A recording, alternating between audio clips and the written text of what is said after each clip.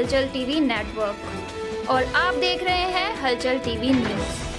हर हलचल पर नजर, हर हलचल की खबर। नमस्कार दर्शक मित्रों, हलचल टीवी न्यूज़ में आपનું હાર્દિક સ્વાગત છે। તારાપુર પોલીસની બેદરકારી સામે આવી। 25 ઓગસ્ટ 2022ના દિવસે કરવામાં આવેલી અકસ્માતની એફઆઈઆરની ઘટનાની ચાર્જશીટ છેક 2024ના એપ્રિલની 2જી તારીખના રોજ કોર્ટમાં સબમિટ કરવામાં આવી। પ્રાપ્ત વિગતો અનુસાર આણંદના જ એક પત્રકારને ઓગસ્ટ 2022માં તારાપુર વટામણ રોડ ઉપર ફતેપુરા બ્રિજ પાસે કવરેજ દરમિયાન એક અકસ્માત થયો હતો, જે અકસ્માતની એફઆઈઆર જે તે દિવસે એટલે કે અકસ્માતના દિવસે 25 ઓગસ્ટ 2022ના રોજ તારાપુર પોલીસ મથકમાં કરવામાં આવી હતી। પરંતુ એફઆઈઆરની ચાર્જશીટ આજ દિન સુધી એટલે કે લગભગ 1.5 વર્ષ પૂરું થવા આવ્યું છતાં કોર્ટમાં રજૂ કરવામાં નથી આવી। ત્યારે પત્રકાર દ્વારા વારંવાર તારાપુર પોલીસ સ્ટેશનના ધક્કા ખાતા 2 એપ્રિલના રોજ તારાપુર કોર્ટમાં ચાર્જશીટ સબમિટ કરી આરોપીઓને સમન્સ બજાવવામાં આવ્યા છે। જો એક જવાબદાર પત્રકારની આ હાલત હોય તો સામાન્ય નાગરિકની શું હાલત હશે? હવે જોવું રહ્યું કે જો આરોપીઓ વિદેશ ભાગી ગયા હશે તો સમગ્ર ઘટનાની જવાબદારી તારાપુર પોલીસ મથકના જે તે વખતના જવાબદાર અધિકારી સીધા તેના જવાબદાર રહેશે।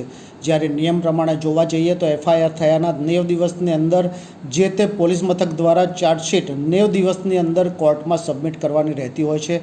તો આજે 1.5 વર્ષ પૂર્ણ થવા આવ્યું છતાં આ ચાર્જશીટ પોલીસ સ્ટેશનમાં ધૂળ ખાતી શું કામ પડી રહી તે પણ એક સવાલનો વિષય છે અને તપાસનો વિષય છે। આગામી દિવસોમાં જો આરોપીઓ વિદેશ ભાગી ગયા હશે તો જે તે સમયના તારાપુર પોલીસ મથકના અધિકારીઓ વિરુદ્ધ વિજિલન્સમાં અને જરૂર પડે હાઈકોર્ટમાં ફરિયાદ દાખલ કરવામાં આવે તો નવાય નહીં। જે તે પત્રકાર દ્વારા માર્ચ 2024ના મહિનામાં તારાપુર પોલીસ સ્ટેશનની લગભગ 10 વાર પૂનમ ભર્યા બાદ આજે નામદાર કોર્ટમાં ચાર્જશીટ સબમિટ કરવામાં આવી છે।